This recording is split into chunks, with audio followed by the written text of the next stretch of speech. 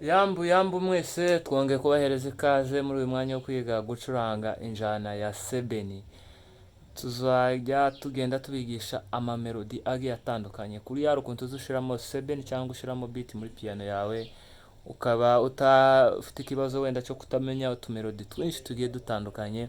Rero tuzajya tugenda tuzana, hari abantu baba bazamuka mu muziki injyana ya sebeni bifuza kuyimenya nabo ngo bagere ku rwego rushimishije. Urashobora kuba waba hari urwego ugezeho ubona utakwifashisha utu tuntu, ariko mu by'ukuri babe babiri babe batatu bafashwa n'aka kantu nabo tuba tugomba kubafasha.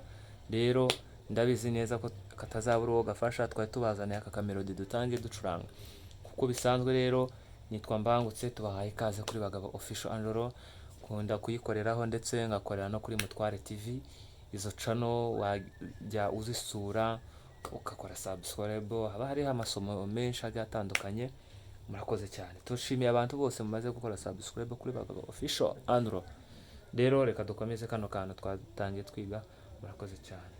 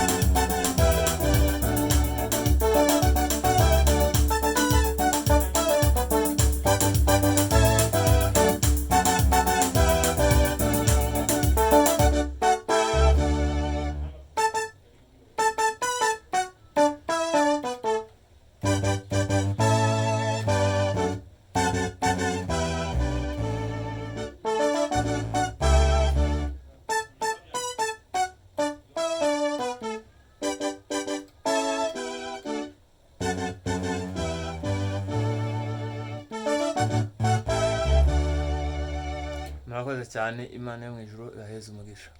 Umuntu utazakabona azotubwira dusubiremo nta kibazo. Murakoze cyane.